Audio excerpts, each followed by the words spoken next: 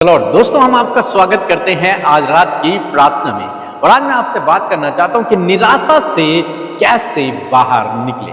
हम में से बहुत सारे भाई बहन हैं जो इस समय निराशा से होकर गुजर रहे हैं, तनाव से होकर गुजर रहे हैं। जो जवान भाई बहन हैं वो डिप्रेशन से होकर गुजर रहे हैं, तनाव में अपने जीवन को व्यतीत कर रहे हैं। रात को नींद नहीं है, दिन को चैन नहीं है, उनके चेहरे पर कोई खुशी नहीं है, चेहरा बुझा बुझा सा निराशा में वो अपने जीवन को व्यतीत कर रहे हैं। तो आज मैं उनसे बात करना चाहूंगा कि कैसे आप इस निराशा से बाहर निकल सकते हैं। सबसे पहली बात तो यह है कि आपको परमेश्वर के करीब जाना है और उससे प्रार्थना करना है, क्योंकि वही है जो आपको हर एक निराशा से, हर एक विपरीत परिस्थिति से, हर एक तनाव से बाहर निकाल सकता है।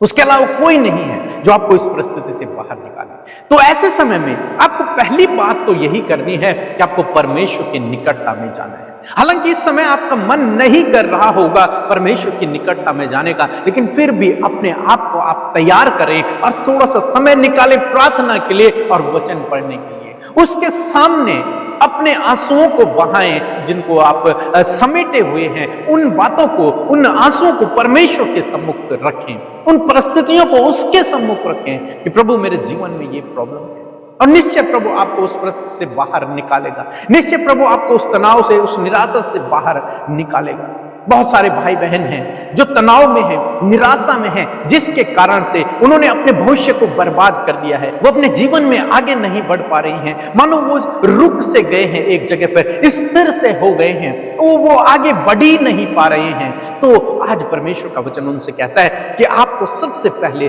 परमेश्वर की उपस्थिति में जाना है, उसकी उपस्थिति में बने रहना है। आप कोशिश करें, समय निकालें और प्रभु के सम्मुख बैठें।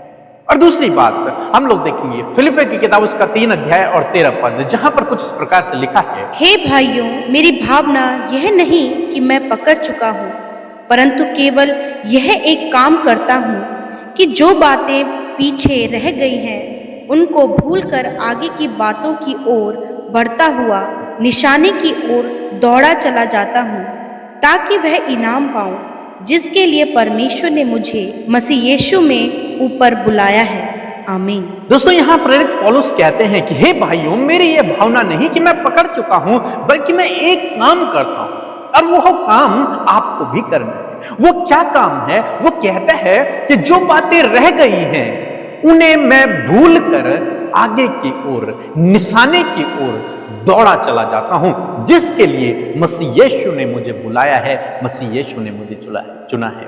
तो वो क्या काम करते हैं? वो पुरानी बातों को भूलकर, जो बातें रह गई हैं, जो बातें गलत हुई हैं, उन सब बातों को भूलकर, जो उनसे मिस्टेक हुई हैं, जो कुछ भी उनके जीवन में हुआ है पिछला, उसे भूलकर वे आगे की ओर दौड़े चले जाते हैं। लेकिन आज लोग क्या करते हैं? लोग वहीं रुक जाते हैं। वे ना आगे बढ़ते हैं और पीछे की बातों को सोचते रहते हैं, उन पर मनन करते रहते हैं। वो आगे नहीं भागते, आगे नहीं दौड़ते, लेकिन वो क्या करते हैं? वो पीछे की बातों पर मनन करते रहते हैं, उन पर ध्यान देते रहते हैं, उन्हें सोचते रहते हैं कि ऐसा मेरे जीवन में क्यों हुआ, उसने मेरे साथ में ऐसा क्यों किया, उसने मुझे धोखा क्यों दिया, उसने कैसे किया। और बहुत सारे तो ये कहते हैं कि परमेश्वर ने ऐसा क्यों होने दिया, परमेश्वर ने आखिर क्यों मेरे जीवन में ऐसा होने दिया। और इस कारण से वे अपने आप को आगे की ओर नहीं धकेलते, बल्कि पीछे की ओर धकेलते चले जाते हैं, क्योंकि दिन भर वो वही सोचते हैं, पुरानी बातों को रिपीट करते रहते हैं। मेरे जीवन में ये हुआ, मेरे जीवन में वो हुआ, उसने मुझे धोखा दिया, उसने मेरे साथ में गलत किया। इन सब बातों को सोचते रहते हैं, दूसरों को ब्लेम करते रहते हैं, अपनी कमजोरियों को देखते हैं, अपनी गलत बातों को सोचते हैं और अपने आप को पीछे धकेलते रहते हैं, आगे की ओर नहीं धकेलते। जैसे कि नीति वचन 23 में लिखा है कि जैसा मनुष्य सोचता है वो वैसा ही बनता चला जाता है, वैसा ही होता चला जाता है, जैसा वो अपने मन में सोचता है। तो बहुत सारे भाई बहन क्या कर रहे हैं? वो पिछली बातों को अपने मन में सोचते चले जा रहे हैं, इसलिए वे आगे नहीं बढ़ पा रहे हैं, क्योंकि जैसा वो सोच रहे हैं वैसा ही वो बनते चले जा रहे हैं।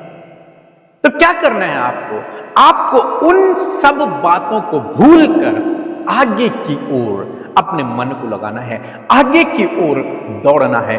वचन क्या कहता है आपके भविष्य के लिए, उसकी ओर आपको दौड़ना है, उन पीछे बुरी बीती हुई घटनाओं को आपको याद नहीं करना है।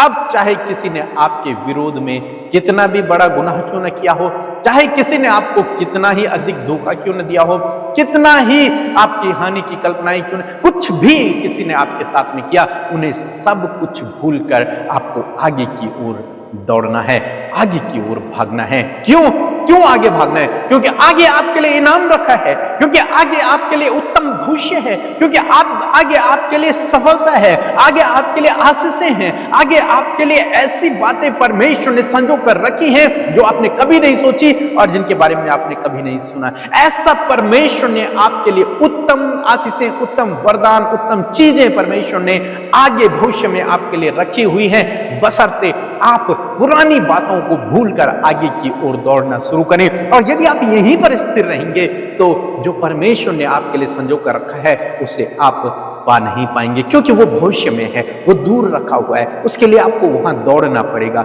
वहां तक आपको भागना पड़ेगा, तब वो चीजें आपको मिलेंगी। तो इसलिए दोस्तों, मैं आपसे कहूंगा कि आप पुरानी बीती हुई घटनाओं को याद न करें, उन्हें भूल जाएं, उन सबको अपने दिमाग से डिलीट कर दें और जो उत्तम बातें हैं उन पर मनन करें। परमेश्वर के वचन में जो आशीषित बातें हैं, जो आपके लिए भविष्य के लिए रखी हुई हैं, उन पर मनन करें। ऐसे लोगों की संगति से भी दूर रहें जो आपको पिछली बातों को रिमाइंड करवाते हैं, बल्कि ऐसे लोगों की संगति में रहें जो आपको भविष्य के लिए मोटिवेट करते हैं, आगे बढ़ने के लिए आपको इंस्पायर करते हैं। उन लोगों की संगति में रहें, उन लोगों की संगति में न रहें जो आपको नीचा दिखाते हैं, पीछे धकेलते हैं, नहीं, बल्कि उन लोगों की संगति में रहें जो आपको आगे बढ़ाते हैं, आगे की ओर आपको धकेलते हैं। उनकी संगति में आप रहें और जरूर से आप प्रार्थना करें, प्रभु निश्चय आपको इस निराशा से, इस तनाव से, इस डिप्रेशन से निश्चय प्रभु आपको बाहर निकालेंगे। इसलिए जो कुछ आपने खोया है, जो कुछ आपके जीवन में हुआ है, उस पर आप ध्यान न दें, उसको भूल जाएं, ये सोचकर कि परमेश्वर आपके लिए हर एक बात में भलाई को उत्पन्न करेगा। निश्चय जब आप परमेश्वर पर भरोसा रखते हैं तो वो आपके जीवन में वैसा ही करता चला जाता है। इसलिए भविष्य की ओर अपने ध्यान को लगाएं, भविष्य की ओर अपने मन को लगाएं, उन बातों को सोचें जो परमेश्वर का वचन आपके लिए भविष्य में कहता है, उन बातों पर मनन करें ताकि आप वैसे ही बनते चले जाएं, पिछली बातों को भूल जाएं, उन्हें याद न करें। सो प्रभु आपको इस वचन के द्वारा बहुतायत से आशीष